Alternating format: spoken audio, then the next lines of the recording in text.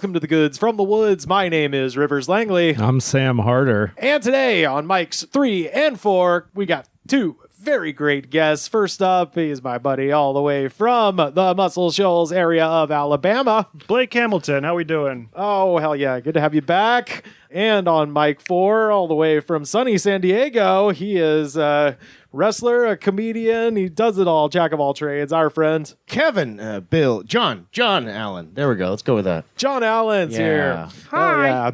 Good to see you guys. Let's kick this thing off with our goods from the week. I have found something that I can't believe I didn't know about until today. This is something that it's been around since 1997. And the fact that I lived through the entire era of burned CDs, and specifically living with a series of funny roommates who would burn dumb shit on CDs, I cannot believe that today is the first time I heard about this. But this is called The Most Unwanted Song. Have you guys heard about the Most Unwanted Song? So it's by a group called The People's Choice Music. And in 1997, they made this EP based on a bunch of consumer surveys where they surveyed a bunch of people and asked them what is sounds that they enjoy in music and what kind of sounds they don't enjoy. And based on that, they made a 2-song EP. And one of them is The Most Wanted Song. And it's like 5 minutes long, and it sounds like Japanese city pop. Like, it's got lots of sax, just very like kind of dulcet but ultimately dull vocals, that kind of thing, but still kind of interesting. But then the real action picks up on side B, which is The Most Unwanted Song. So this is Russian artist Komar and Melamed and American scientist and composer Dave Soldier put this together. According to their survey, the most unpleasant noises in terms of music include bagpipes, cowboy music, tuba, accordion, drum machine, an opera singer rapping, and a children's choir that urges listeners to shop at Walmart. So it's like Hamilton. Yeah. I mean, This is the good one? no, this is the most unwanted. Okay, good. Yeah, no. The good one is you can look it up yourselves. Who gives a shit? I mean, I like bagpipes, but that's not really... It's more of a genetic thing for me. Well, so the first one is like 5 minutes long. This one is almost 22 minutes, and Let's jam. let's jam then. A lot of bang for your buck. Hell yeah! So I have just some timestamps because there's no reason to sit here for 22 minutes. I wouldn't do that to you, but I did it today, and it really does sound like madness, but not in the the only thing I can really even think to compare it to would be something like Metal Machine music, which is just, Lou Reed, scratching on a diamond plate piece of steel for a fucking hour. And that was done more as a troll. Yeah. And in the age of AI, you could make this in 2 seconds. But the fact that somebody did this in 1997, like they taught an opera singer how to rap, is pretty incredible. So I was just going to play a few samples of Most Unwanted Song. Every time I see the desert, there's something inside says, yo, this is the life. And apparently the most unwanted lyrics are cowboy-related lyrics. So she's talking about her adventures in the Wild West. It feels like an alternate intro to Pee-wee's Playhouse. It does. See, I was going to say, John, you excel in many lanes of professional wrestling, but I would say your heel work is top notch. Thank you. Next time you need some entrance music, next time you come out as old Donald Trump. It's not a bad idea you got there, actually. Yeah, I liked all of that. You did? Everything I I thought just it heard ripped. was fine. Was that Tiny Tim in there? Let's we'll go a little bit further. Brain rot, as the kids say these days. This is, but like I said, it's like, because they don't have to work to have their brains rotted now. The damn software people just do it to them automatically, just when they turn on the telephone. But back in these days, I mean, these people had This is what they played at Abu Ghraib. these people had to work for it. We'll hear a little more.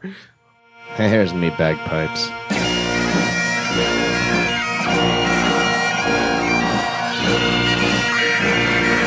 This is just like the tail end of a few songs on Magical Mystery Tour. I'm giving it a chance. Oh, it's about to pop off. All right.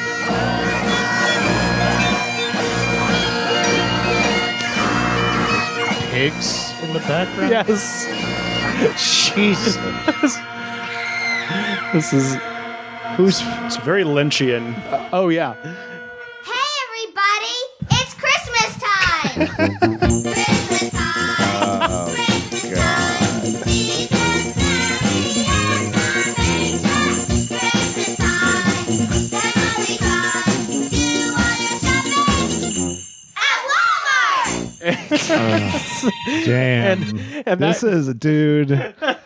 If you gave someone acid and forced them to listen to this, They would never recover. no, that's like what they did to Charles Manson and Ted Kaczynski. Oh yeah, dude. This is how they did MK Ultra. I was gonna say, yeah. The kids are a recurrence throughout the 22 minutes, so it'll be like this very bagpipe kind of drone, and they do it for different holidays, and so like you think it's over, and then all of a sudden they're going, it's Ramadan, Ramadan, Ramadan, and then it's Yom Kippur, Yom Kippur. And Arbor Day. Yeah, So I think just they to do be Labor clear, Day. They wrote and recorded this themselves, or they Yeah. sampled it for. Okay, Yeah. interesting. Oh, yeah. There's you can go on the Wikipedia. They have the full list of musicians. Wow. There's a tuba player. There's an accordionist. There's a guy playing the banjo Keep later. playing it. I like it. I don't want to give anyone any ideas, but I feel like the only way you could make that worse is if you spliced in the Cars for Kids jam somewhere in there. Just dimly in the background. Yeah, they didn't know about the Cars for Kids jam yet. But if they did, Oh yeah, that would go in for sure. Here's the opera singer, no longer rapping. is this Hamilton?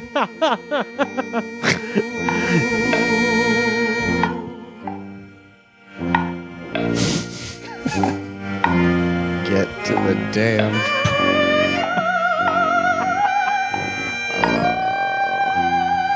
All right. I think we've gotten the point. The clip clapping just adds a sinister edge to it. Oh, this is. Marching to the grave. This is one of those things you could jam on a road trip. When you're just having to be in the car for hours anyways. You're like, fuck it, let's get freaky. Crank And it listen to up. the worst song in the world. Crank it up. This is making me feel bad. I was on board with the first couple, but this one is messing with me. I was. It's all the same song. Oh yeah. Yeah. No, it's not. If you love that first part, you gotta like this too. That's not fair. It's a medley, John. It's a medley of tunes. It's a methly. Yeah. Let's see how they finish it up here. It's a polka. It's like Christmas. Sing along. Yeah. So anyway, All the that's- who's down in Whoville. Yeah. That's how I spent my morning. I listened to that whole thing, and I was drifting my attention and writing other things, but every once in a while it would just snap me back, and I would laugh my fucking ass How off. did this come across your desk again? Just sometimes the universe wants you to have things, and they put it in your hand, John. Weapons, perhaps, of psychological torture. With a name like Dave Soldier, he was destined for greatness.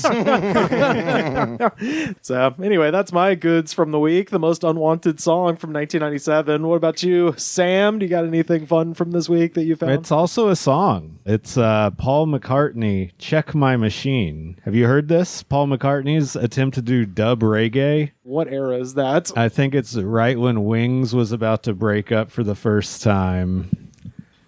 He went to some foreign country and recorded an album by himself.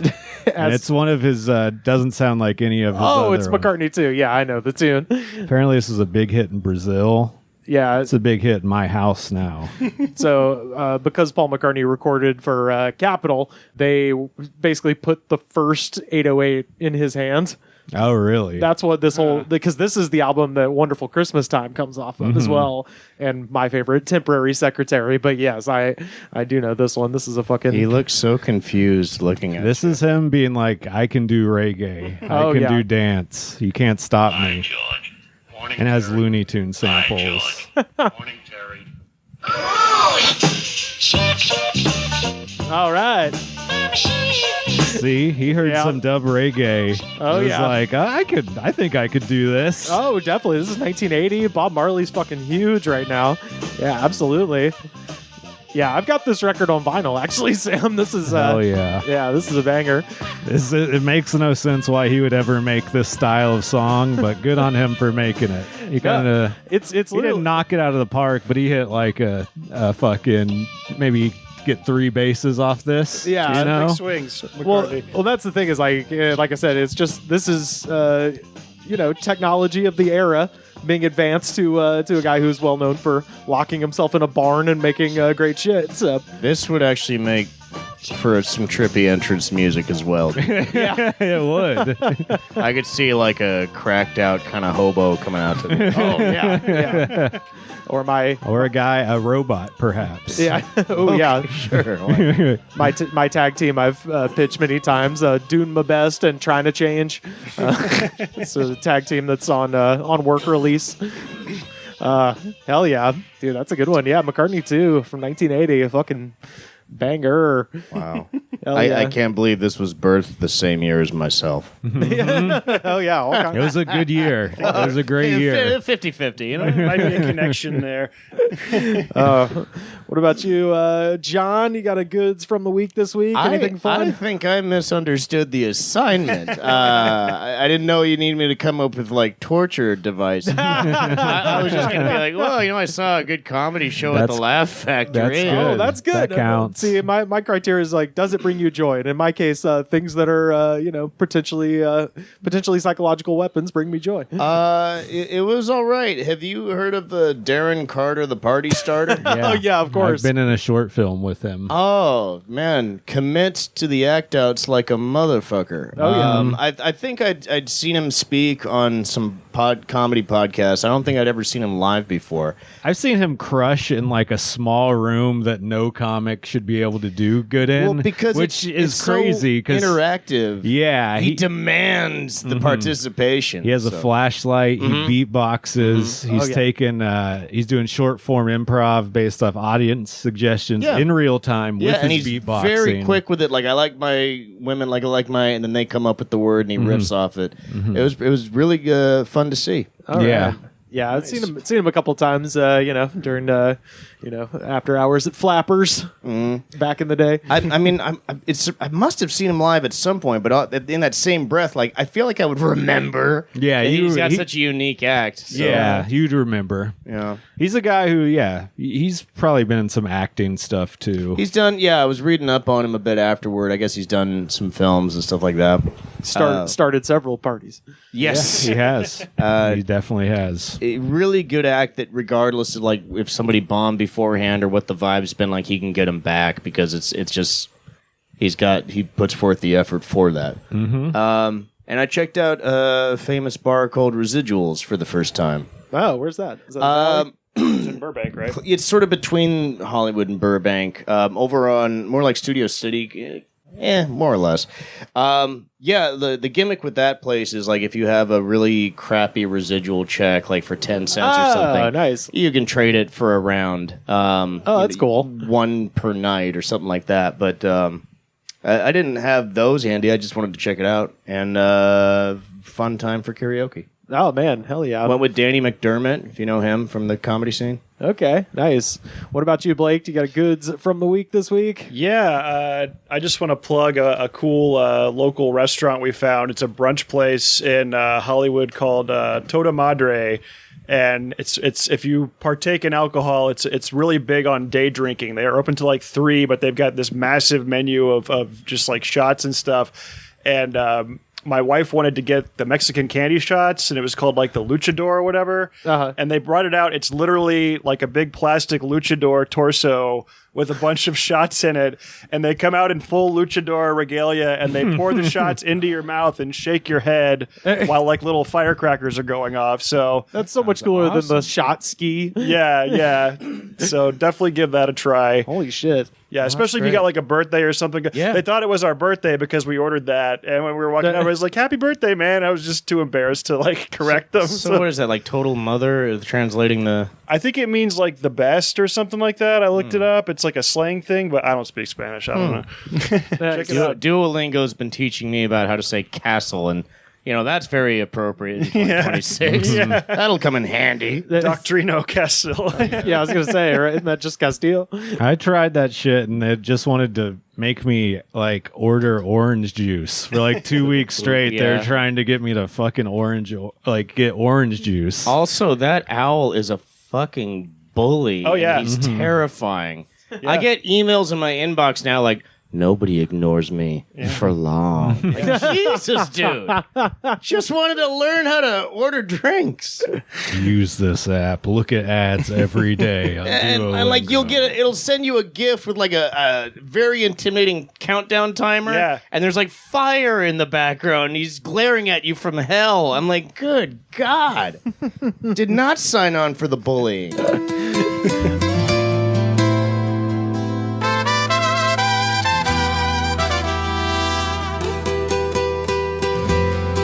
Speaking of drinks, y'all, it is time for a World Heavyweight Championship throwdown with low energy, folks. And Hell today, what do we got for them? John, why don't you tell the folks what we're going to be sampling? Well, Tonight. Rivers, apparently what we got here is Noco or Nokako. It's Swedish, so You got two Cs. dealer's choice on how you want to say it. Nocco. Oh, it's got BCAAs. Yeah, this one is cherry berry, naturally and artificially flavored. You can't if it's got artificial in there too. Don't say naturally and artificially flavored. That just means artificially. Sugar free. That's nice. Carbonated beverage. 200 milligrams of caffeine. Ooh. Oh, yeah. I saw a thing the other day that said it was only real. It just said pure cane sugar, made with pure cane sugar. And if you look in the back, That's gotta be cane. it's fucking a little bit of cane sugar and a lot of aspartame. Like it was just fake sugar and a little bit. But if they put on like it's a cane sugar, the little bit of real sugar in we used there. is cane sugar. Aspartame. Mm-hmm. Who's gonna stop? Satisfying. Well done. I didn't get a lot of hiss on that. I'm wondering if this is carbonated. Let's see. Now he's just peeing on the microphone. Now he's peeing on the laptop. Rivers, good. What is this? What are we doing? Jesus, put it away. Oh yeah. Oh. All right, we get a little even up here. So this one we talked about NACO Gracias. before. It stands for the No Carbs Company. And last time we had one of these Oh, was this smells like kidney stones. There's a bouquet. was back in February of 2024. We tried something called Juicy Breeze. This does smell evil. Cheers, It folks. absolutely Cheers. Not does. sell all natural. It smells natural and artificial. Oh wow, that's weird, man. It doesn't taste as bad as I thought it was No. going to based off the smell. What it smells like is a melted otter pop. Yeah. If you've ever just had a melted otter pop, Well not played. Yeah. frozen, Yeah, it spot on. kind of smells like No, I have no idea what it's like to not be able to wait for them to freeze and to drink them half fucking frosted over with Frazzle Ice. Yeah. I have no clue what that's like at all. Just found a popsicle on the ground. What would this mix well with? Your last rites. This is wow. I mean, this would be if I was going to make a cocktail. Do you mean? Yeah. Tequila? Rum. Yeah, rum. Or anything else if you wanted to not even if you didn't want it to be alcohol, but to complement the flavor maybe. I mean, you could definitely put in a little lime wedge in here or something. Okay, yeah, that I could see. It's just like a sickly purple. Like they barely color the It liquid. has a little bit of like off-brand Skittles taste to it. it's Yeah. Nothing tastes like it's a branded company made this. So one, as far as the color goes, like I said, this is from Sweden, and I think based on the shit I saw in Canada, at least, they don't let them dye stuff crazy colors in Europe. Like they, this is probably as pink as they let you make it over there. Second thing, and Sam could back me up because you've sat next to me for 6 years talking about this shit. I never say this. This tastes like something that I wasn't supposed to drink. Yeah, like if that, like it's got a candle sort of You taste think to it. it's like your parents locked it under the sink because they didn't want you to get into it It's type what of flavor. it's what I imagine the fuel of a tiki torch tastes like. It's Kind of a cough drop vibe to it as well. try it again. Tell me if you don't taste candle. No, I get what you're saying. There is almost a butane taste to it. It tastes like when you open a box of church candles. And Yeah, you're just that would be the artificial part, Yeah. if I had to guess. like, God, that's weird. Yeah. No, it might be real butane. It's a natural gas. Everything else Yeah. is artificial. Yeah, they wouldn't let us put the artificial flavors in, so we put some butane. It is a It's little a baby seal. It is a little on the flatter side. I'll say that. It's fucking bizarre, man. Probably because, I mean, like, did you have that mailed from Europe or something? No, I found it at the Vitamin Shop over on Fairfax, but it's manufactured by, or it's a Swedish company. I guess it's manufactured here, but it's a Swedish company, and apparently this is an American exclusive flavor. Ooh. But all the same, yeah. USA. Yeah. USA. Thank you. Yeah, they're trying to kill us. They're like, this is what a welfare state tastes like. right. Yeah, It's definitely what America needed is one more energy drink. yeah. I know, right? By the way, I went to their website, and this press release. Have y'all ever seen the video of Mike Rowe from Dirty Jobs when he worked at QVC selling Precious Moments Hummel figurines? I think so. This press release has that vibe. So this is from the website. It seems like the person who wrote this was about to quit. The all-new cherry berry flavor of signature Nocco energy drink involves two types of tastes, one half being cherries and, of course, the other being berries, resulting in a sweet and refreshing flavor.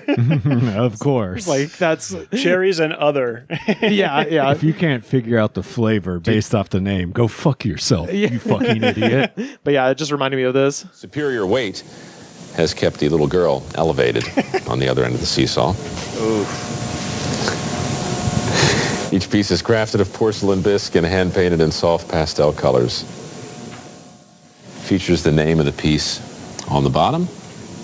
Yeah, so that's who I imagine the copywriter for that is. It has fermented cherries and indeed berries. It's fermented in the bottle like the finest champagne. I was trying to get a job that was just basically doing this on TikTok. Oh, I remember that. Oh, I bought one of those cheese graters that you were trying to sell, by the way. Oh, good. Damn. Not from you. You'd already quit. Yeah, but, no, I didn't even get the fucking job. Damn, But I dude. told you about the cheese. I sold one. I Yeah. told him about You it. told me about it. What It's is this now? changed my life, dude. They have. If you go on TikTok Live, if you scroll through, you see all these people trying to sell products. Sure, yeah. A lot of them. They all want the chest exerciser. Usually. And sometimes some of them look like they're just in a house. The thing is, there's studios in LA that have little sets that look like people's houses, and they're ran by major corporations, being like, "Oh, you got to get this cheese grater. It's great." Just pretending like you're just some guy in your house. Is it the same? Now, is this also the place that's renting out like a fake airplane for people to do these terrible sketches? I mean, it's got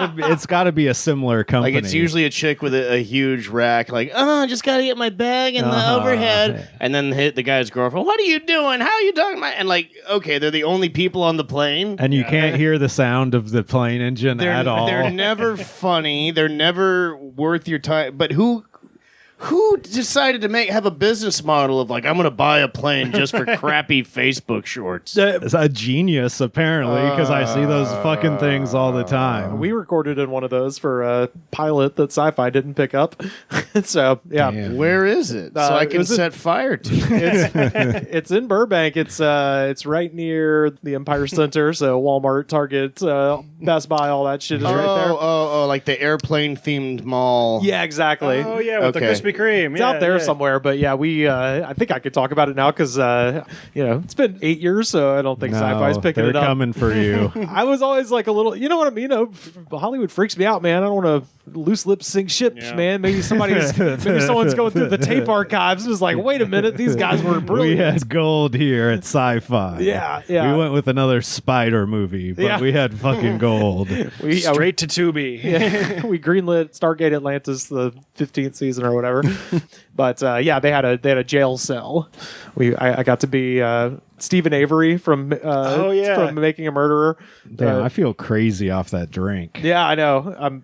I don't normally feel them like this. Yeah. Let me see the can. What the fuck is in this shit? Rivers, you went back for like seconds and thirds. I just finished. I always have to finish. I'll remind you that the whole thing is 200 milligrams, and it's like 7 o'clock at night. Hey, it's theater of the mind. That ain't There's shit. no time. That ain't shit to a pimp, as we Yeah. say here on the Goods from the Woods podcast. Okay. That's 50 mgs each. That's half a cup of coffee. It's your liver. Yeah, but no, the joke was that we wrote. It was sci-fi, so each episode they were going to pit two sketch groups against each other to basically take some sci-fi related topic and then write sketches and then produce them. And that was like, it's like a kind of a challenge. And it was Hush Money, my old group with everybody you've ever heard on this podcast, and versus Dead Kevin, which is Rhino Flanagan, Ahmed Barucha, and Jack Robichaud. And the assignment for that one was Star Wars, so we all had to make like Star Wars themed stuff. And so we did one about who shot Greedo. And so it's like Han Solo saying he didn't shoot first, and then like some other guy, and then the third one was me with my hair sprayed white as Stephen Avery going, "Oh, I never even been to Tatooine. I was in Waukesha. I haven't left the auto yard." Is that like a parody of the Who Shot Mr. Burns kind of a thing? Or? No, it was just at the time the Making a Murderer documentary was big, and that was he was a guy that was just like, I didn't kill this lady, even though they found her bones in his fire pit. Yeah. So anyway, for 2017, man, what a punchline! I'm telling you, one of these days, sci-fi, they're gonna find it and know what they missed out on. Also in 2017, the birth of Ricotta Flair. Oh, that's right. That was going on around the same time. I also feel crazy. Sam just I feel fucking crazy. I have night vision. It has Walking out there. it has vegetable juice color in it. It Oh, says yeah, it contains okay. no fruit juice, but it does contain vegetable It doesn't juice say There's what color. no vegetable. color whatsoever. What are they? If anything, there's a light pink to it. damn you, Jonas Peterson, CEO of Vitamin Well, parent company of the No Carb Company. Yeah. When it's dark 8 months out of the year, this is actually a very bright purple. Okay. Oh yeah. Also, apparently, Nako sells an ice cream as well. Oh, goody. Like, I don't know if that could make it all the way over here from Sweden, but I'd be They should interested to make try nachos. it. Ooh. Naco should make nachos. Oh yeah. Nacho.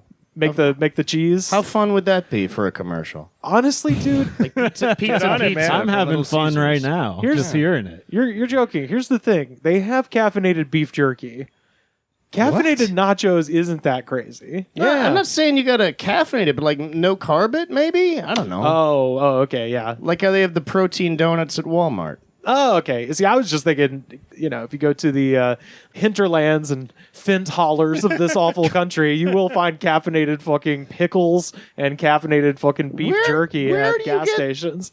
Serious? Dude, yeah. You What gotta, state? you gotta leave the coast, man. Gotta come out to... Yeah, you fucking Western elite. Yeah. Gotta go to... I mean, I get to travel a bit now because of the conventions, but I don't think I've run into. Here's what you do. Here's where you'll find it, because where I found it is on the border of Georgia and Alabama, where there's a big army base. And so I Okay. think they like test all their crazy shit near military bases. That's where we found Rip It.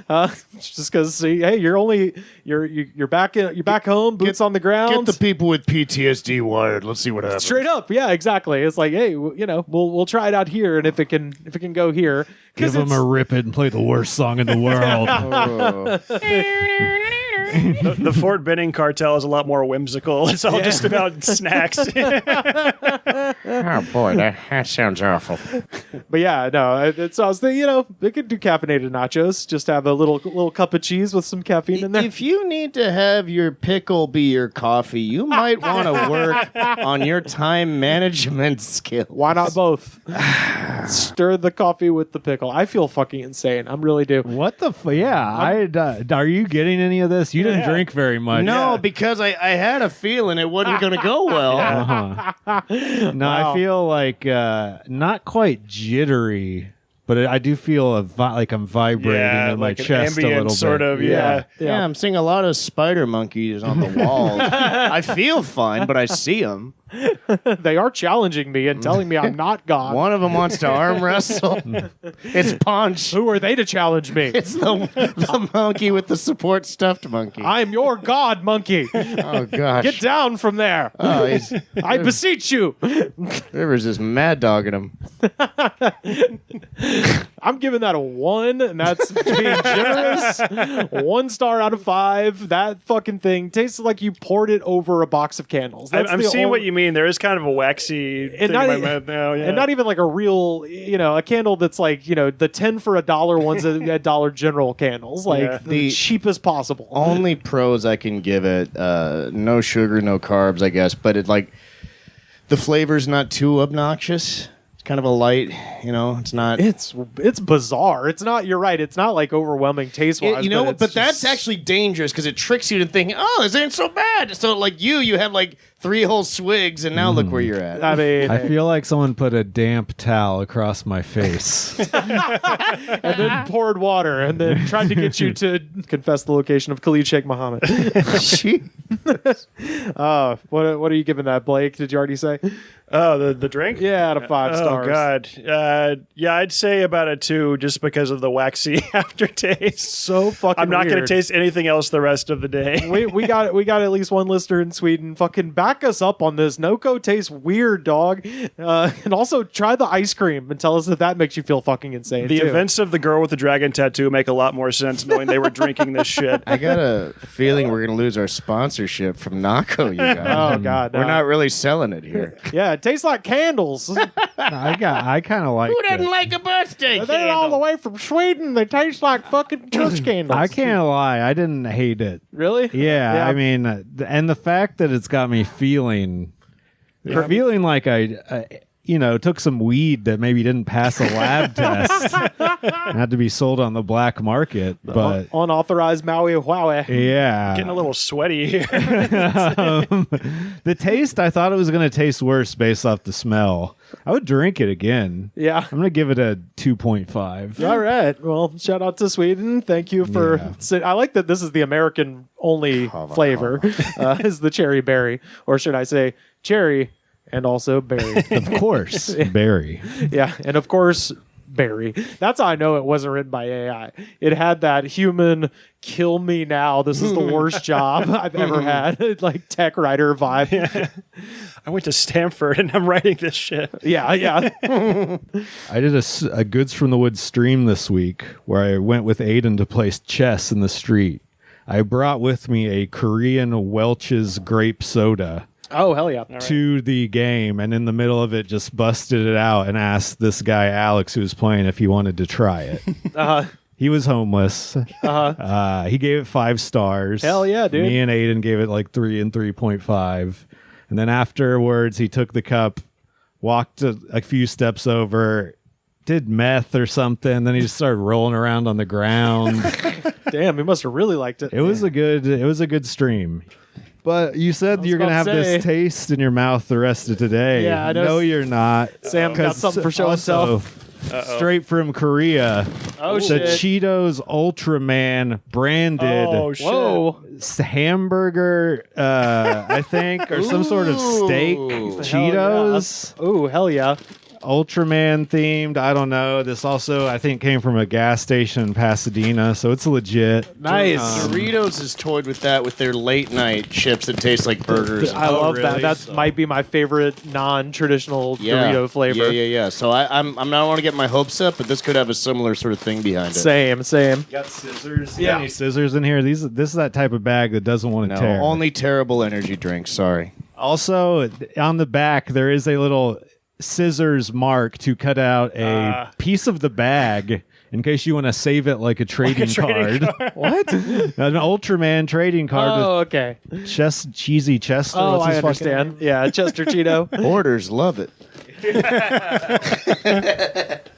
I wonder if that's a requirement in other countries. Like, this bag can't be that easy to open. Well, maybe like you if have to get your fat ass up and get some scissors. if you send in like 4 box tops, you get a sticker or something like that. So what it tastes like is a beef ramen noodle packet. That's true. Indeed. That's pretty accurate. Very salty. I wish I had some cheese on there, like a Cheeto. Although I was actually, before you said that, I was going to say there is a little bit of a hint of cheese. There's a hint. I just wish it was more. It does, yeah, it tastes like... That's not bad. Yeah, No, it's not bad. Feel free to Yeah, have more if please. you want. Ugh. Wash that Naco taste out of my mouth. Yeah, it does. Yeah, it definitely does kind of taste like ramen noodles a little bit. We're going international I was with going to this say, episode. all corners of the globe. It's packaged like ramen noodles, too, in a way. So it's probably just the same stuff. Kind of like how like Taco Bell would take a taco, just smash it and say it's a Mexican pizza now. That's what it is. Right. Yeah, Taco Bell is just a feel free, guys. different arrangement of like 7 ingredients, basically. And I got to be honest, the more I've eaten these, the more I'm liking it. The first one I wasn't sure. Now I'm on board. Yeah, I didn't want to get my hopes up, but my expectations were met on this one. Yeah, I don't think there's any bag of Cheetos that I wouldn't just fucking destroy without thinking about it. See, stuff like this just makes me sad because other countries just Put this whip our in the ass middle. in snack variety. Like all the different Kit Kats they have in Japan and the Fritos flavors. Like, Shrimp come on, chips. man. Yeah. Yeah, they have like the those, but they're shrimp flavored. Yeah. I was trying to look at like the carbs and sodium, but I can't read. Yeah, it's in a language. Sorry. And I'm just guessing it's from Korea. I think that's Korean on the outside, just for the lettering. Nice. Is this a K-pop demon hunter? Me and Aiden, we actually also did a fast food test. We went to Jack in the Box and got their Oreo matcha shake. Okay. How was is that? Truly one of the worst things I have ever had in my life. Well, Jack is trying to be even like they already used to. They'd have the teriyaki bowls and stuff like that. 2007ish, they had like a pomegranate smoothie and stuff like that. But now, you notice they have like protein bowls, and I noticed that they had the matcha thing now as well. So, It's bad. It's really bad. but do you have to? Yeah, you shouldn't really combine matcha and Oreo, but like they have a matcha by itself, kind of a thing. They have a matcha latte as well. I don't think you can just try get that? matcha tea. No, I kind of didn't realize it existed until after I'd ordered the Oreo one. But I mean, it wouldn't have been the matcha you're going to get at Jack in the Box is not good. No, It's- what? there wasn't a single iota of like plant leaf in it or anything like real matcha. has. I'm not suggesting it's direct from the Forbidden City. I'm just saying, like, I am just picturing Jack, with his big head and Yeah. wearing Indiana Jones's clothes, like just going through the jungle, going to the ancient city of matcha. Try my new matcha. I kind of think they just realized, matcha's hot at Starbucks right now. Yeah. Let's get in on this matcha thing. Yeah, let's give him just a green dyed Oreo shake. And then guys like me who play chess with homeless people are like, yeah, I'd try that for the content. Started with checkers, and now we're here. Yeah. At one point, I was holding a giant sword out on the sidewalk outside of LACC because some guy had a giant one-piece sword. And it was like a real sword, though. I was just wielding it outside of a school. What? Not again. It was a school full of adults, so that's Yeah, cool. They knew what they were getting into. They know they have to I get hadn't even processed the playing chess with homeless people thing, and then before I could even blurt it out, you're like, "Yeah, I had a sword outside of a school." Yeah. That homeless guy gave it to me. Oh, now we're full circle. Yeah. Look, when you're an adult and you go to college, you expect a certain amount of sword play. It's just part of the deal. Like, are those guys One Piece cosplay? No, a tweaker just found a sword. He's passing it around to people to hold. Look, I'm not saying I'm a sore loser at chess, but I do have a cutlass. I guess if it's One Piece, you should have had 3 because Zoro holds the one in his teeth, right? Oh, yeah. And then the other 2 are in his hands. So watch the stream. Yeah, check it out. YouTube.com/thegoodspod. We've had crazier street chess streams. Like, crazier things have probably happened, like peaked higher, but this one was just insane the whole time. We started playing chess against the guy who's just having I don't want to say schizophrenic episode, but I don't know what else I would call it. And he started playing chess, and then he kind of wander back, say a bunch of shit that didn't make any sense, come back to the board and make the most completely coherent chess move that he could possibly make. And it just kept happening. He kept like being good at chess in the middle of just like being on another fucking planet. It was so strange to see. I vividly remember a homeless fellow I would run into all the time when I was studying at the Groundlings. Like any place I would come in from San Diego to study, and like I swear whether it was Arclight Cinema or like the Popeye's Chicken near what's now Scum and Villainy, like I would just keep running. So eventually, like I got his name, Mouse Glover, cool guy. And one day he was like, "Hey Johnny, you ever notice that there's like a humming coming from the streets?" No, but go on. Well, what they're doing, you see, is they're building a city underneath this one. I was like, are you serious, Mouse? He's like, yeah, check it out. I'm like, no. Hey, LA's bad enough. Now we got to worry about mole people. Oh, you got jokes. I drank this stuff called Naco, and now I hear it. I hear the construction of the underground city. You just, Puts the nano machines in, you see. you just reminded me that the guy who I was just talking about said his name was Blackie Chan. Oh, fuck yeah, dude. yeah. Hell yes. Ships in the harbor and birds on the bluff don't move an inch when their anchor goes up, and the difference with me is I'm falling in love. Stockholm, let me go. Let me go. Let me go home. John is a professional wrestler. Blake is relatively new to watching wrestling. I'm, of course, lifelong guy, and Sam dibbles and dabbles here and there. But I was going to ask, have you guys watched, just in the last week, the debut of very nice, very evil Danhausen has boy. made his way to the World Wrestling Entertainment. I heard that, but I haven't watched it. I didn't watch it live, but I did see the footage before they doctored in more crowd noise. Oh, yeah. Well, which is so stupid. So, Blake, are you familiar with Danhausen? I can't say that I am, no. So He's an indie darling. oh, hell yeah. And he describes himself as if Conan O'Brien was possessed by demons, is kind of his vibe. I would sort of say he's got a Svengoolie Gotcha, yeah. sort of gimmick going on where he's got the vampire cape and he curses people. And he is basically just a guy who is like annoys people into Yeah. fighting him, essentially. Kind of a theater kid vibe going on there. Yeah, and he's fucking great. I want to say this. I think he's fucking great. But he made his debut in the best possible way, which is by trolling fucking wrestling fans for 2 weeks. They delivered a gigantic package, first to Monday Night Raw and then later to Friday Night SmackDown. And it said, do not open until the Elimination Chamber. And so the managers of those two shows were fighting over the box. And of course, all these people online, there's speculation that Chris Jericho is going to be coming back to WWE and a couple of other wrestlers. So that's who they were expecting to come out of the box, because it was a man-sized box. They're like, who's in this box?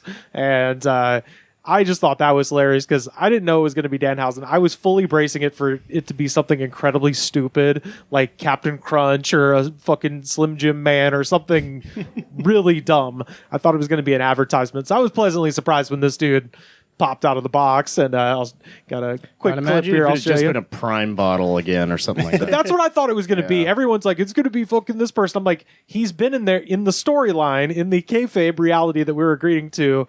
Whoever it is has been in this box for 2 weeks. So it's going to be fucking something Smelly, stupid. and filthy. Yeah. Yeah, we'll throw this up on the screen here, but this is what happened when they opened the box.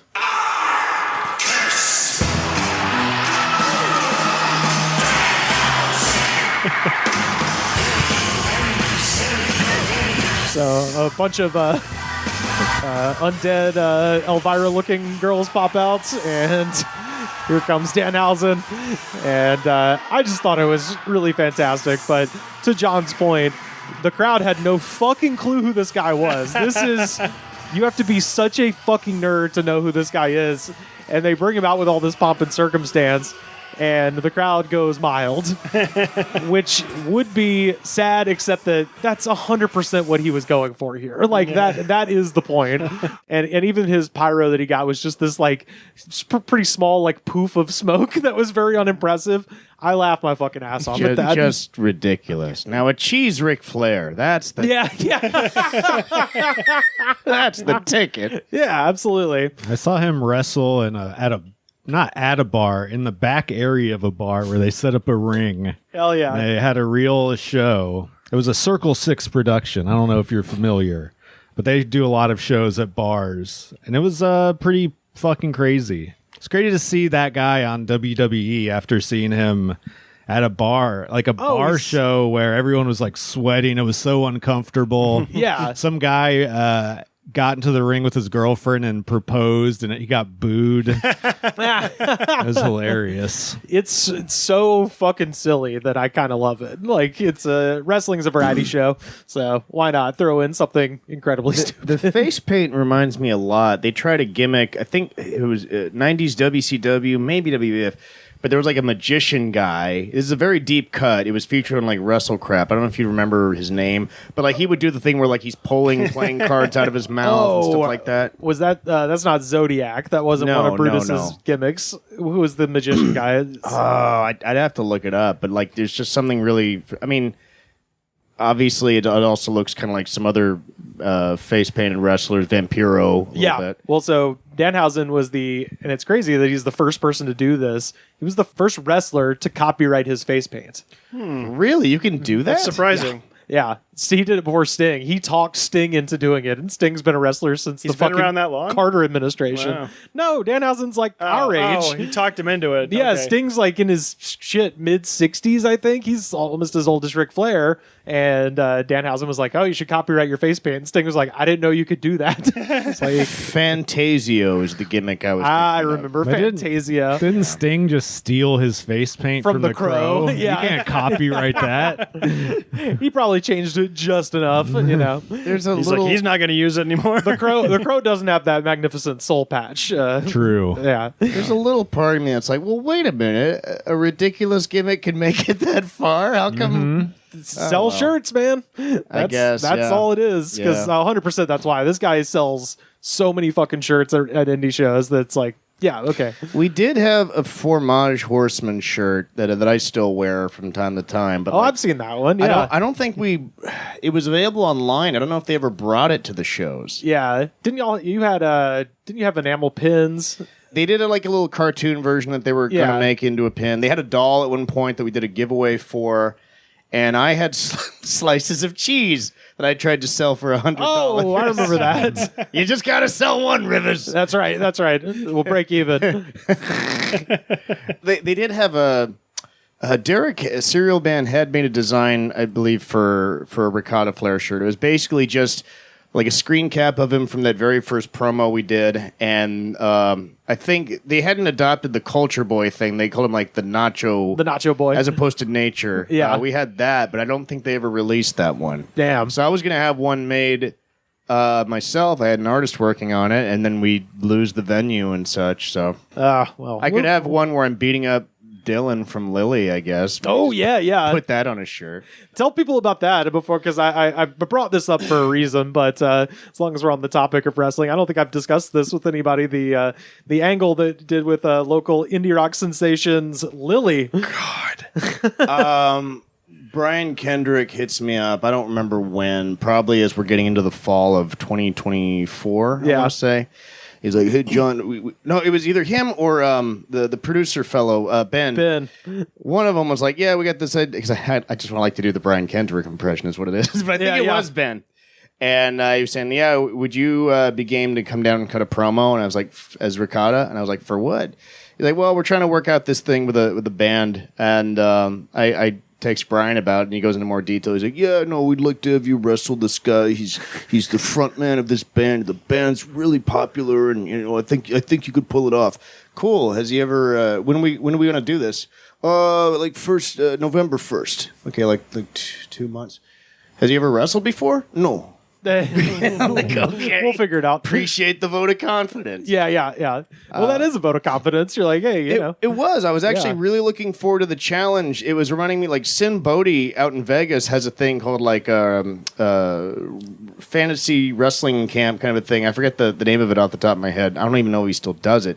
But, like, I've seen him give people like a match that kind of have no business being in a ring, but like he can. It's literally like he could wrestle a broomstick, kind Right, of thing. work around their weaknesses. So and I stuff. studied that a lot, just in case it came to that. I was like, in 2 months we can probably teach him the basics, and we'll keep it simple. Obviously, it's not like I want to do backflips in that big head. Yeah. but he doesn't show up to training for like the first month. Uh-huh. So now we got like 4 or 5 sessions we can work with the guy to help him kind of figure stuff out. Right. And as a safety measure, we had it be a tag match where I was teaming with it it was King Desi doing like the Parm Anderson gimmick, and then Serial Man was teaming with Dylan. Yeah. He did everything we asked him to in there. Well, And my favorite was the Roxy. oh god, that's fun. The funniest shit of the whole. That's the funniest thing of the whole. Where thing. we attack him at the end. Yeah. It was, and I'm thinking he's like, hey, beat him up on the stage, give him a move, and I'm like, what? I don't want to. He's never. He's a very thin guy. I don't want to hurt him. Yeah, so and Lily is playing at the very famous Roxy, which is a music venue on the Sunset Strip, and in attendance was Miley, music superstar Miley Cyrus, Cyrus and was Lily there. is one of her favorite bands. Yeah. She's posted about them on social media before, so a lot of their following were people who kind of like found them through her, and she was there while this is going on. So we eventually work it out. What we're going to do is I'm like, oh, a backbreaker. I can give him a backbreaker in there, and then he's not landing on the stage. He's landing on my knee. Yeah.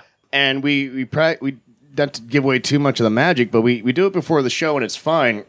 When we get out there, Sasha Derevko, he's like, hey, you really could have laid in that backbreaker a lot more. I'm like, dude, he kind of sandbagged me up there. He's like, well, he was nervous as hell. He puked like twice backstage. I'm like, what? Why did he think I was going to go into business for myself and actually hurt him? I mean, what the hell? At his show? Come on. But the fun of it was just like the connection to like, why would these two people ever interact? And this was fun.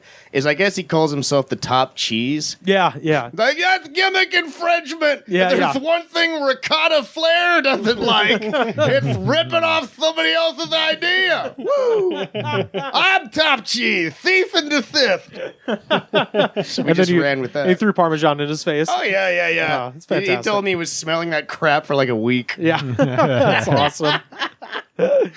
Holy shit. Well, reason I bring it up, Danhausen sat in that box for 2 weeks in kayfabe, but it got me thinking about, this was the thing that I used to think about when I was a child, which is, you want to go somewhere exotic, but you don't have a lot of money. So the concept of mailing yourself. Like in a cartoon. It's The happened. newer episodes of Beavis and Butthead played with that premise as well. Did they really? I feel like Yeah, this is like a yeah. Looney Tunes thing. We're gonna mail ourselves to spring break, Beavis. Oh yeah, that'll be cool. So they put like a stamp on the box, and then a garbage truck picks them up. They end up at like a landfill. Like, wow, the beach sucks. Well, Wikipedia is a great resource for many things, and they have certain little pages that are great that nobody ever looks at, the dark corners of Wikipedia. And I encourage everybody to go take a gander at the Wikipedia page, Human Mail, M-A-I-L, and that will take you to a couple of these stories. So this first guy who mailed himself, we think this is the first one, period. Are these legit? These are real. Oh my god. So this is a guy named Henry Brown, and Henry Brown was an enslaved person in Virginia who mailed himself to Pennsylvania and ultimately freedom in 1849. So this dude, he intentionally burned his hand with sulfuric acid to get out of work at the tobacco factory where he was enslaved, and then, in collusion with abolitionists in Philadelphia, had himself packaged into a 2-foot by 2.5-foot by 3-foot box, curled up. What? God. And he was shipped with only a bottle of water, a few biscuits, and a rough blanket, and shipped by the Adams Express Company, which I looked up. By the way, Adams Express Company is now a fucking soulless mutual fund. I was like, oh, that sucks. Used to be, shipping slaves to freedom, and now you're fucking people over, you dicks. What a heel turn. Heel turn for Adams Express Company. Yeah. The shipping cost Brown $86, which is about $3,000 in today's money, and over the next 27 hours, his box was transported by wagon, railroad, steamboat, wagon again, railroad, ferry, another railroad, and finally another delivery wagon. Despite the instructions on the box to handle with care and this side up, carriers placed the box upside down on a couple of occasions and handled it roughly. Brown remained still, and he avoided detection and was delivered successfully to members of a Philadelphia abolitionist group. And when he was released, one of the men remembered he sprang from the box and said, "How do you do, gentlemen?" Hey. How'd you do, neighbor? Yeah, so He was thinking of that the whole time. What do I say? yeah, what do you say? It's like, Spring out of the box. let's go festive, There's nothing worse. Than, yeah. nothing worse than having your box handled roughly. Yeah. Brown became a well-known speaker for the Massachusetts Anti-Slavery Society and got to know Frederick Douglass, who apparently was a little pissed that he told people how he got away. Like Frederick Douglass was like, don't fucking tell him, more people can get out this way. Yeah. So he gave a speech. He was like, yeah, I tricked them all by getting out by a box. And Frederick Douglass was like, shut the fuck up. That's a great idea. But he was nicknamed Box at the Boston Anti-Slavery Convention in 1849. Not very creative. No, unless you make an Thought for acronym days. out of it, like big ol' crap. Xylophone. Got nothing with X. And thereafter, he was known as Henry Box Brown. After the passage of the Fugitive Slave Law of 1850, Brown moved to England and lived there for 25 years, touring with an anti-slavery panorama and becoming a magician and a showman. He eventually returned to North America, toured as a speaker and a mesmerist. A legend. It's like good that you got out of there, but then you're just going to become a con artist. So Yeah. a real American. And he died in Toronto in 1897 at the age of either 81 or 82. Wow. There's a monument to Brown in Richmond, Virginia. It's just a box. It is literally his box. Oh my That's God. Lee Box. It's a recreation of the box that he would have escaped in. I was just doing a joke. I didn't think that actually. I was like, you don't want to give the guy a statue, you assholes. Just Box wouldn't want that. Maybe put him with one foot on the box. it's standing on top of the box. Something. Yeah, it's literally just a metal box that's about the size of the box he escaped in. Wow. Yeah. So that was the first guy, but I don't know. What do we think? I think Danhausen's got some big boxes to fill. Well, compared to the accommodations for this guy, the Danhausen box is spectacular. This guy did it to escape slavery. Dan did it just cuz. To escape Tony Khan. Oh, well, then it makes This is the next guy, Hermann Zeitung. Zeitung was a tailor originally from Warsaw, Poland, and in the late 1880s he was facing bankruptcy in his adopted home of Vienna. Despite this hardship, Herman really wanted to go to Paris for the Exposition Universelle. So this is the days of World's Fairs, and this guy has no money, but he's got to get to Paris for this party. He's got a dream. He's got a dream. So, unwilling to travel in a manner beneath his quote-unquote genius, he designed a specialized wooden crate, roughly 5 feet long and tapered at the top. And if you look at this thing, it kind of looks like a unfinished pyramid. It looks like you broke off a piece of a Toblerone. It's like that shape. And where is he starting out? I know he's trying to get to France. He's starting in Vienna. So he's got to go from Austria to Paris. So he does this in January of 1890. The crate was officially listed as containing a 180-pound wooden statue valued at 200 francs. His presence was discovered when he got to a warehouse in Paris of January of 1890, and he sneezed. And at that point, they pried the box open. They found a tiny, stout little man covered in straw who spoke no French. And when questioned by Paris police through a German translator, he coolly explained that he did not care about the legal consequences because he made it to Paris, baby. I love that shit. They're like, do you know how fucked you are? Like, I made it, bitch. You'd think he'd be terrified getting caught, but he's maybe he was, but He had no money. He had nothing to lose. He was like, well, so I made it here. I did it. I did what I was going to say. And the press picked up the story. He was released after the press kind of made him into a hero. They're like, oh, this guy did this amazing thing. And the cops just sort of let him go, and he made money by going around this exposition and just sitting on top of his box and telling the story about how much it sucked to be shipped from Austria to France. this is very well researched. What did you just Google people who traveled via box? Yeah, I saw the Danhausen thing, and I was like, oh yeah, does anybody ever really do that shit? Because like Sam said, you see it on Looney Tunes. Yeah. So I just Googled Palm Springs. Or yeah, something like that. exactly. Yeah. Took a Wong Tony to Albuquerque. Yeah. yeah. And I looked it up, and turns out this guy especially. Cause I was going to ask whether that was illegal, and I guess like they had to make a law because so many people tried it. Oh yeah, people, especially kids. It seems like something a 10-year-old would do. Well, this guy's very tiny. I should say there's it's not known if he actually has dwarfism, but some people said he's somewhere between like 4.5, 5 feet tall, and so that's why he was able to somewhat fit into these boxes. Like, I've heard of people living out of a storage unit, but when you factor in it's moving, it's being delivered, that's crazy. Oh, yeah. So there's another guy, Ignaz Lefkowitz, who is another Austrian man who mailed himself from New York to the 1893 Columbian World's Fair. So that was Pabst Blue Ribbon. That is where they won the Blue Ribbon for best beer in the world, was at that Columbian Exposition. Also the hunting ground of America's first famous serial killer, H.H. Holmes, Devil in the White City. Give that a read. But while all this is going on, this Austrian guy ships himself to the exposition. His box arrived on July 24th, 1893, and he emerged onto the midway, waving an Austrian flag and shouting greetings.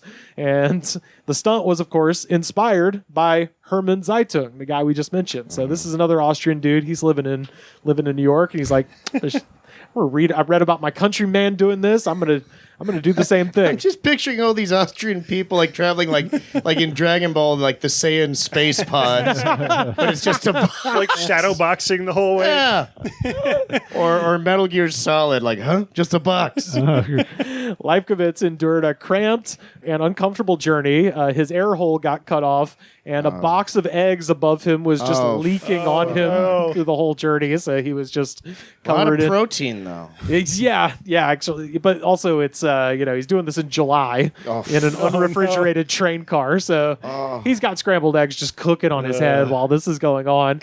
And also, like I mentioned, his air hole got cut off, so he literally has his nose just next to the tiniest crack, just being like, like just trying to not suffocate in there. It's horrifying. But here's the thing: ironically, Zeitung himself was also in New York in July of 1893, and he decided to mail himself to the Chicago World's Fair too. So this dude pops out of his box, and then 4 days later, another Austrian who is unaffiliated with the previous Austrian also hops out of a box at the World's Fair. And in this They're case, like, well, one of us is going to have to change outfits. This is gauche. and in this case, he popped out of a wooden crate at Hagenbeck's Animal Arena, and he was wearing a red and yellow checkered suit shouting, "Hurrah for Hagenbeck's!" And the press described him as a, quote, good-natured, jolly-looking little man and a cheerful Christmas pudding-shaped little man.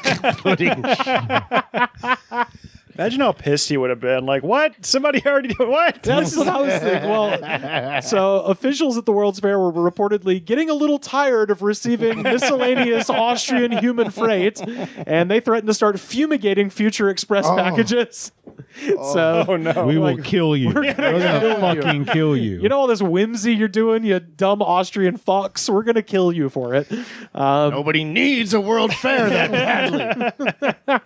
Leifkovitz reportedly only made this one trip, but Hermann Zeitung kept going and God. going and going. Get a bike, dude. little annoying at this point, Herman. In 1894, he began. Oh, and also because he's building up all this press for all these stunts, so he decides to use the sensationalism of mailing himself in 1894 as a warm-up act to gather large crowds for his commercial ventures, specifically the first ever bulletproof vest, which he said he invented. It was made out of tightly woven silk, asphalt, pitch, tar, and sand. He said that he invented it in his Austrian factory. He definitely did not. But nonetheless, he had a bulletproof vest, and he used to do live demonstrations where people would shoot him in the chest, sometimes as many times as 8 times a day. Wow. So this is the day before. I'm impressed. This is the days right before. This was literally the last time this was possible. 1894. They invented the Full Metal Jacket in like 1900. Yeah. So this is when he got soft lead bullets. Yeah. Like this guy would have died 8 times over if he had done this 6 years later. But he managed to live. He just had horrific bruising on his chest after that.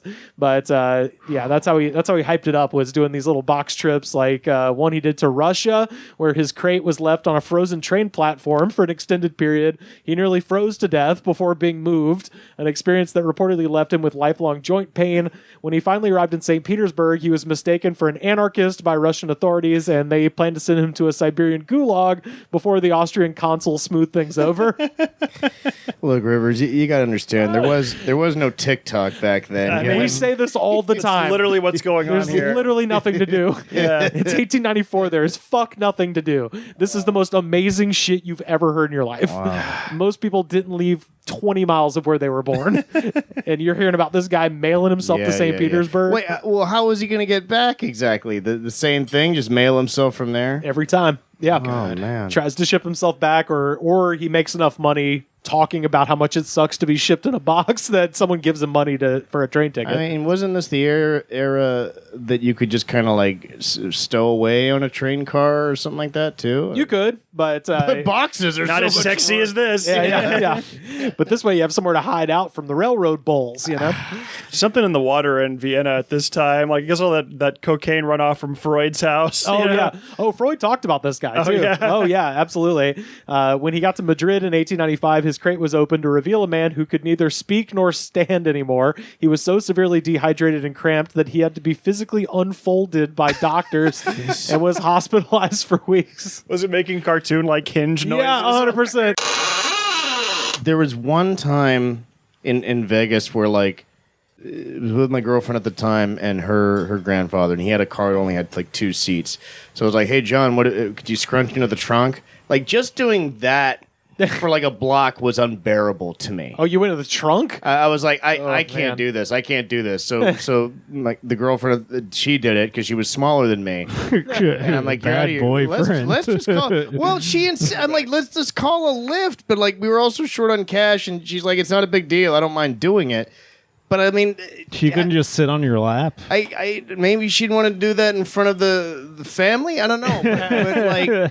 But like, my point is just like, I couldn't do that for a block. What was the this- family's response? They're just like, yeah, this is a normal situation. I don't. Why would you? Who buys a car with just 2 seats from the get go? Nothing was sane about this, but Don't invite a third person if you only have 2 seats. Herman's final journey in 1900 was Venice to Trieste, and that was his most desperate. He was hiding in the hold of a steamer, and he ran out of breathable air as other cargo was stacked around his crate on all sides. Fearing he would suffocate before reaching port, he began screaming and pounding on the wood. He was delivered directly into the hands of Italian police, effectively ending his career as a professional parcel. The fines imposed by the Italian court, combined with the loss of his exhibit fees while in jail, left him penniless. So, they didn't just let him out of jail like everyone else so he could go talk about this. They actually kept him in jail, and he eventually got deported back to Vienna under police escort. The press, which had previously hailed him as a daring adventurer, began to mock him as a pathetic stowaway. He got Joke's canceled. They're canceling me. joke's getting a little old there, pal. Okay. First time was cute. This is the sad part of Milli Vanilli behind the music. The loss of status made it impossible for him to secure the high-paying peep show engagements that had funded his lifestyle, and Zeitung died in obscurity in Austria. Obscurity. And by that, I mean I couldn't find his grave anywhere, and I was looking all morning. So I have You're no a clue what the sick fuck man. happened to him. After 1900, they took him back to Austria under... very much under like police escort. They were like, get him the fuck out of here. My favorite one is when he got held in Russia. It had to be smoothed over by the Austrian consul to St. Petersburg. And I'm just imagining like, look, he's a fucking moron, but like he's harmless. Please don't work him to death or have him beaten by Cossacks. I mean, if they did puns for headlines back then and be like, Zeitung no longer part of the zeitgeist, maybe like after the act gets old. Well, Zeitung means newspaper. Oh, Yeah. wow. So it's in the name. He was all about the press, baby. God, where's that miniseries? You just like Bobby Moynihan playing this guy, like bouncing yeah. all around Europe. Oh, I found another guy who was from Indiana who tried to ship himself to the Holy Land because he thought he was Moses, and Just like how Moses did it. and then he got to Honolulu, and then he got a boat, and then he disappeared onto the ocean. All these guys, they just disappear, God. This one's a little more recent. 1964, Reg Spears, which when you hear what Reg Spears' name is, this is nominative determinism in action. Reg Spears, an Olympian-level javelin thrower. Hey now. Last name Spears, what do you do? Tossing spears. Found himself stranded in England after failing to qualify for the English Olympic team. Spears told the BBC in 2015 that his wallet was stolen, leaving him penniless, and that his only option for getting home was to mail himself in a large crate with cash on delivery, and figured out a payment when he got home to Australia. A friend built him a box 5 feet by 3 feet by 2.5 feet, equipped with some straps so he could hold himself steady as he was moved. For the record, if you're asking a friend to build you a 5 foot by 3 foot box, that's a coffin. You're asking your friend to build yeah. you a coffin. Oh, yeah. So the box was loaded with Spears himself, a pillow, a blanket, some cans of food, a bottle of water, and an empty bottle as a makeshift bathroom, and was sent to Australia. Amazingly, after delays in London, an especially brutal layover when he was set down on an airport tarmac in steamy Mumbai, Spears survived the 3-day trip home. Back in Perth, he says he let himself out of the box, cut a hole in the airport's wall, and escaped. After stealing a beer from the cargo area and dressing his own suit, he hitchhiked home. So Nice. he actually got away with it. But what happened was his friends hadn't heard from him in days. And so he alerted the press. And within a week, he found himself hounded by reporters wanting to know about his amazing journey. And the attention had one nice effect. The airline forgave his debt. So he got away with it. And because Australia is just fucking chill, mate. It's fucking chill. He did it. That's fucking crazy. Yeah, we're not even charge him. It's the cargo hold is non-pressurized, right? In the 60s especially, yeah. Then shouldn't he have died? I mean, It seems like he should have died. I'm not saying like I wanted that to happen. Yeah. Well, I believe probably had an option for a pressurized cargo hold, like for like live animals and stuff like that. So I'm sure that's where he sent himself. But my God, in 1964, can you imagine? Even a pressurized cargo hold would be so fucked up and cold. But that's Reg Spears. Then there's 1 year later, 19-year-old Brian Robson found himself homesick in Melbourne, Australia after a failed stint working for the Victorian Railways. And he was desperate to return to his native Wales, but unable to afford the 700-pound airfare. But then he heard the story of Reg Spears. And he spent $40 on a wooden crate, roughly the size of a mini fridge, and recruited 2 colleagues to nail him inside. His survival kit was a pillow, a flashlight, and a hammer to break out, and 2 bottles, one for water and one for urine. He intended for the trip to take 36 hours, but his crate was unfortunately bumped from a direct flight and then rerouted into a 5-day nightmare of physical torture. He had a layover in Sydney where the crate was left upside down on the runway for 22 hours, leaving him balanced on his head and neck until he drifted in and out of consciousness from the pressure. When the crate finally reached a freight shed in Los Angeles, a worker looking through a knothole noticed ghostly lighting from his flashlight and discovered him near dead from hydration and one joint seized in a permanent crouch. And despite the initial threat of stowaway charges, the U.S. government eventually released him into the custody of Pan Am, which flew him home to the UK in a regular passenger seat. So God, airlines used to be so much more friendly back then, right? Oh, yeah, Now you God. see him dragging people by their ankles off the flight. I mean, hell, nowadays that's a better seating arrangement than what they give you on fucking Delta. You know, Did he end up smoking the joint or? I think he had to be pried open like that last guy again after being upside down for 22 fucking hours. It's like these people are only reading the first part of these like previous stories and Yeah. not like the horrible Like, ending. where those they- guys are pussies, dude. We got this. I'm a javelin thrower. I got this. Yeah. He nearly died, but you're saying he made it there. Yeah. didn't. It was only $40 to fly from Australia. Boy. Last one I got here. Hu Sing, who in August of 2012, Hu Sing of Chongqing, a city in southern China, shipped himself in a cardboard box to his girlfriend. He planned to jump out of the box and surprise her as a prank. That would be a fun prank. Happy birthday. Who nearly died when the courier took 3 hours to deliver the package instead of the expected 30 minutes. So this was just an across-town thing, and it was supposed to just be 30 minutes, but it took 3 hours. And unfortunately, Singh had been taped inside the box by the courier, and it was too thick to punch through. And when he arrived at his girlfriend's address, she found him unconscious, and he had to be revived by paramedics. No, unconscious. Yeah. So she gets a box and she opens it and it's her boyfriend's dead body, she thinks. Take that, Van Gogh. I'll show you how it's done. He just sent an ear. Well, what a surprise. This is his quote. Quote, I didn't realize it would take so long. I tried to make a hole in the cardboard, but it was too thick and I didn't want to spoil the surprise by shouting. 1 star on Yelp. His dedication to the surprise is admirable. And I just wanted to point it out, we're here in March, Women's History Month. Notice what there's not on this list. So Yeah, shout out, ladies. This is a dumbass man thing. Especially, I'm suffocating. I could scream and potentially get out of this mailman's truck, or I don't want to spoil the surprise. I'm going to continue suffocating. Fun fact. Sounds like that's love. That's what it felt like to wrestle in the ricotta flare head.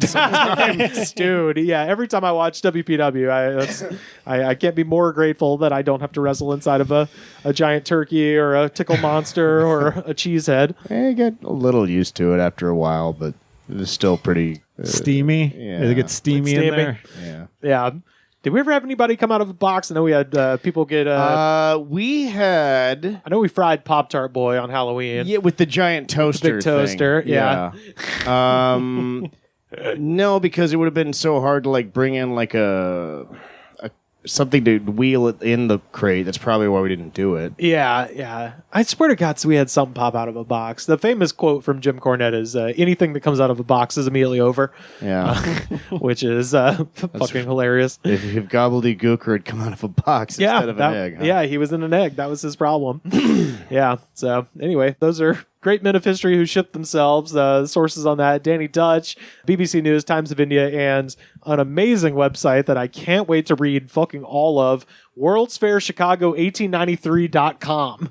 They got somebody just a history of that whole World's Fair. So Just very a quickly, when I articles. lived in Chicago, I did do the Devil in the White City bus tour. Fuck yes. And the original L train structure by Holmes House, where all those unfortunate women came in, is still there. But Holmes House, can you guess what it is now? Starbucks. oh, Close. Oh, CVS. JP Morgan. It's a post office. oh, It's a U.S. post office. I was ready for it to be something so much more evil. Spirit Halloween. That was going to be my next. That's unfortunate. It's the one part of the United States government that isn't just like fuck, right, it's yeah. super fucked up. Overtly evil, you're right. Yeah. They did something good with it. They're just underfunded and they're run by a fucking asshole. But other Yeah. than that, great organization. Support the post office.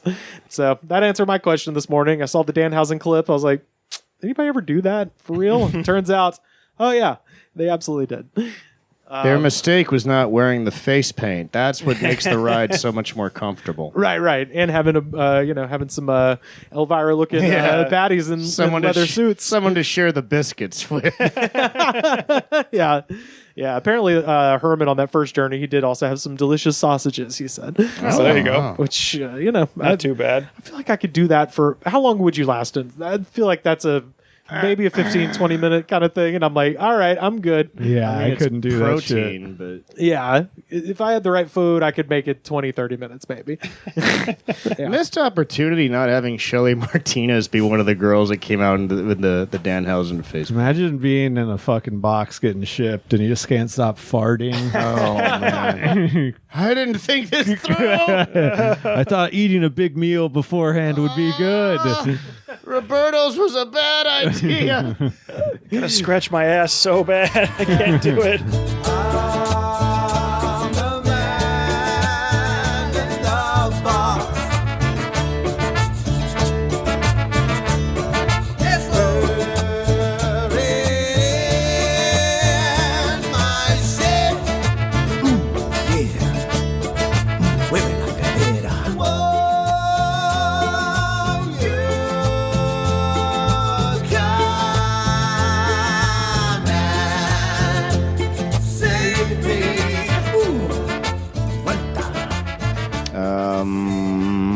Going to Canada for the first time. Well, first time, where are you going? Lethbridge. I'll be at the Lethbridge Entertainment and Alberta? Collectors Expo. I think might be closest to Calgary in the grand scheme of things. Yeah. Last I checked. But I'll be out there with Paul St. Peter, a buddy of mine who was the voice of Xemnas and Kingdom Hearts, and Kurama and Naruto. I've done a lot of events with him.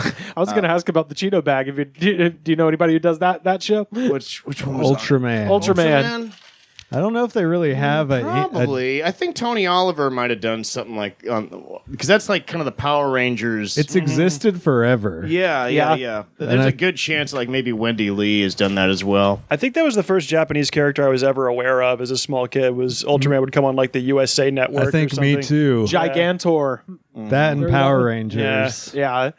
Yeah, I wish I knew more about animation. I will say one of the funnest just birthday parties I've ever been at was yours, John, where we were at some some Irish pub out in the valley. Oh, it was Mrs. Robinson's and Timmy Nolan's before that. Yeah, and we were sitting upstairs, and it was me, John, and then a bunch of voice actors doing voices for several hours. Yeah. And like I said, I wish I knew more about animation. I have a good friend of the show, Miles Bug, who's a massive animation fan. I was like, I wish I had him right here because he would fucking freak out because of all the shows these people have worked on. But no party like a John Allen party. there's no party like a voice actor party. I need to get in that club. I'm aging out of all my other opportunities, John.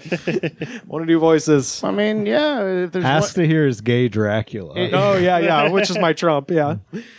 Do it. We're gonna build a wall. There it is. well, I'll tell you. Wait, hang on. Donald Trump, gay Dracula. Let me do it again. Who knows? We're gonna build a wall. Well, I'll tell you, if there's one thing that we need more of here in LA, it's actors. and so. trumpet. People doing Trump impressions.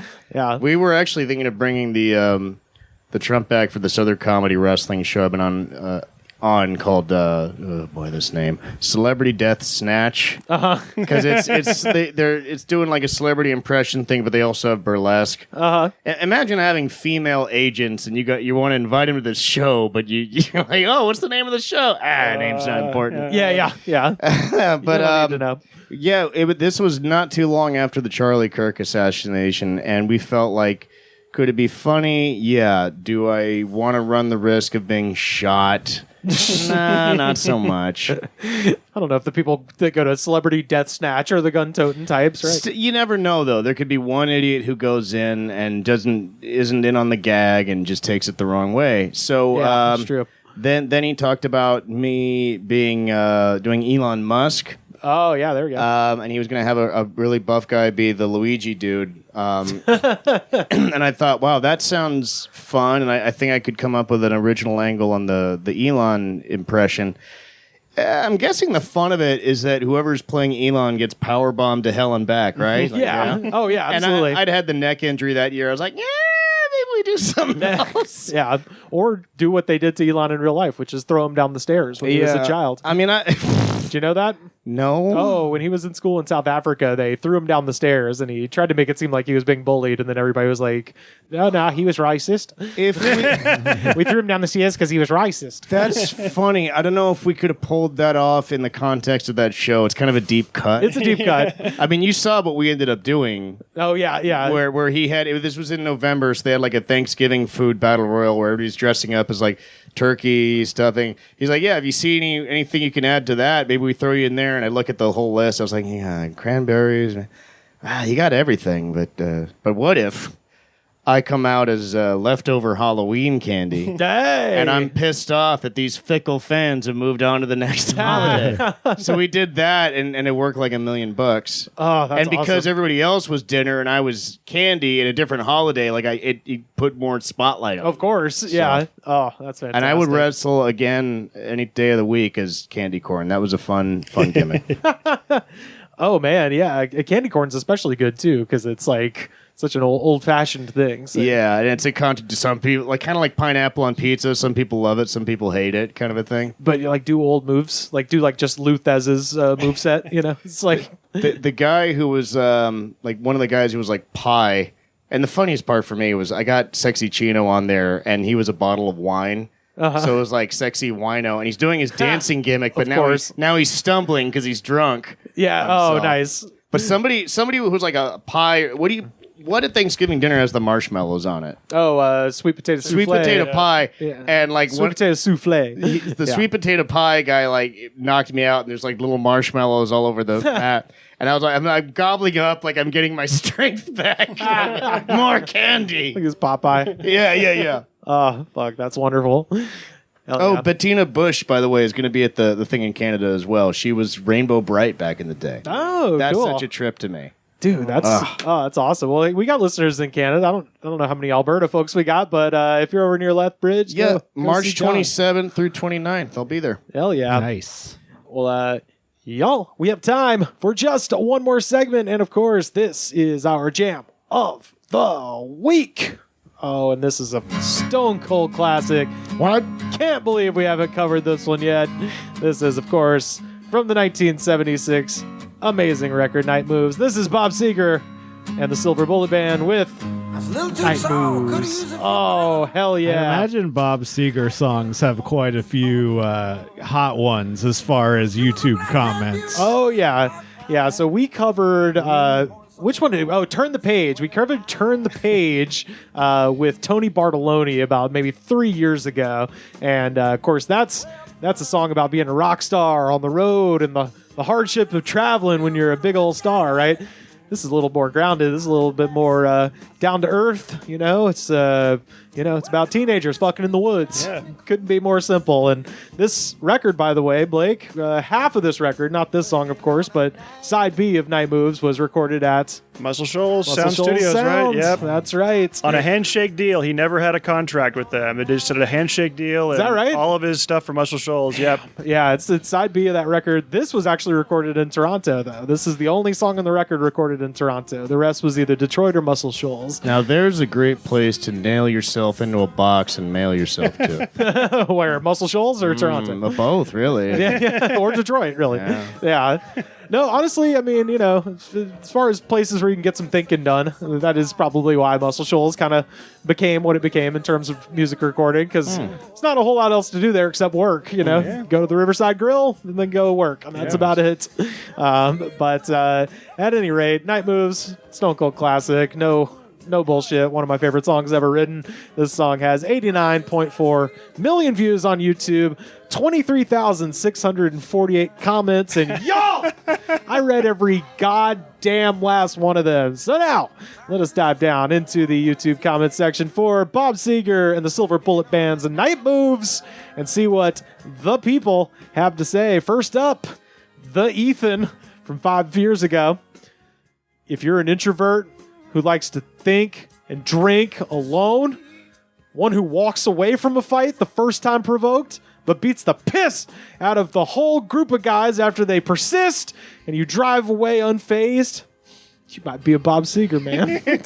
Hell yeah, bro. Ethan, you're a fucking violent badass. You're so fucking cool. He's a menace, the Ethan, dude. I'm a little bit of an introvert, but I'll beat your fucking ass, dude. I'll ignore it the first time, but the second time, About to get put in a different kind of box. I will John Wick this whole bar, and I don't give a fuck.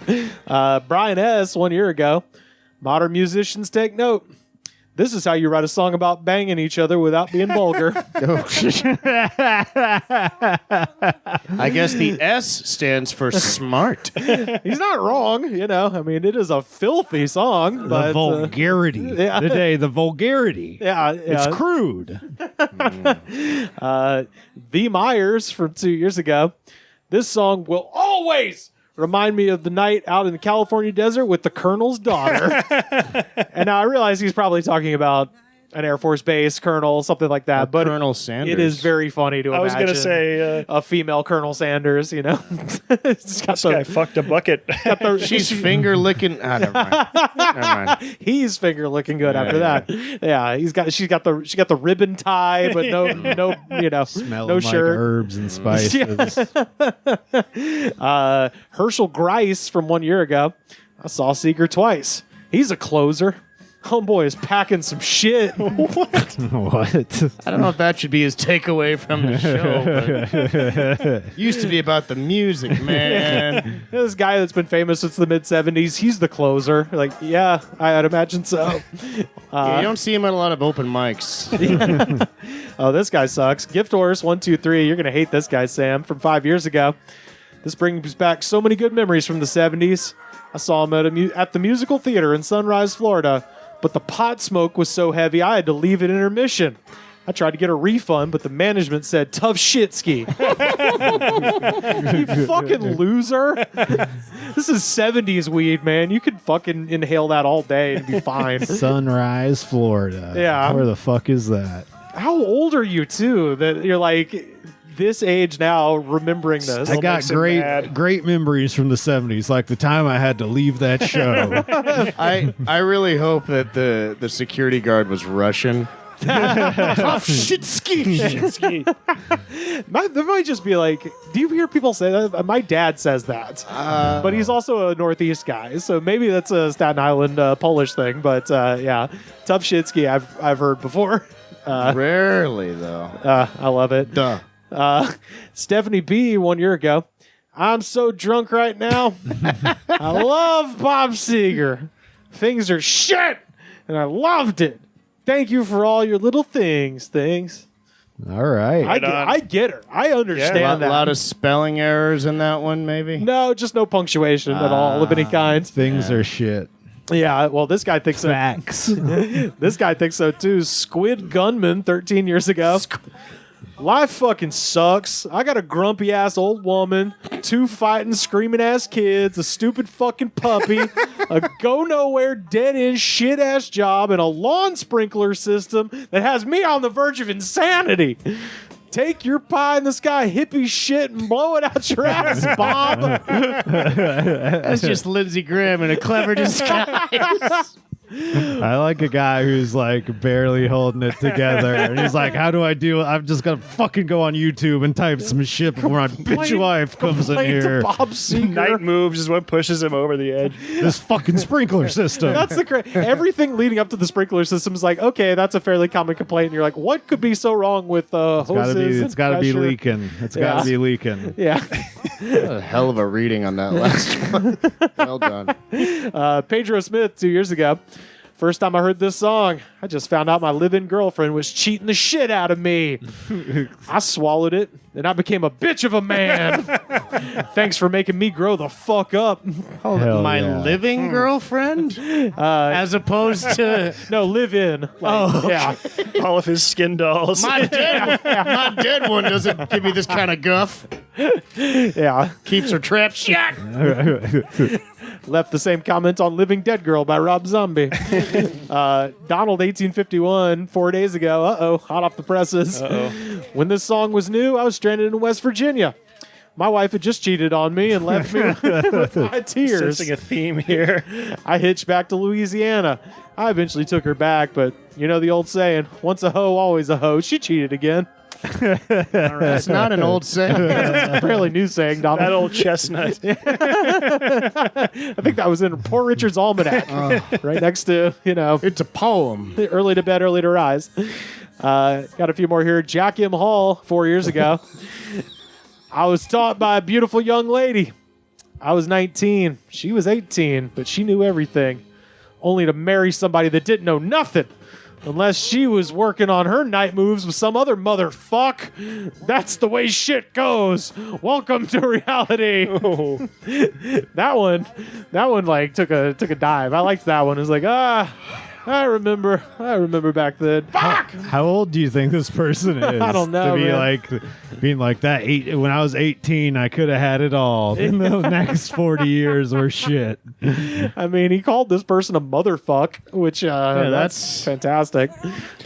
You can tell they got to the line that's I used her, she used me, and they're like, wait a second.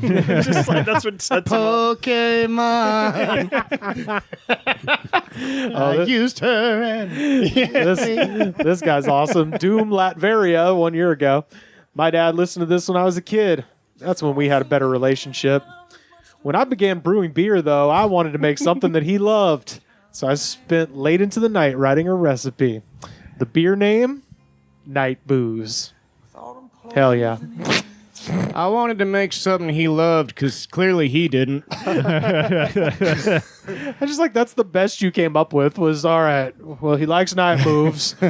Night booze.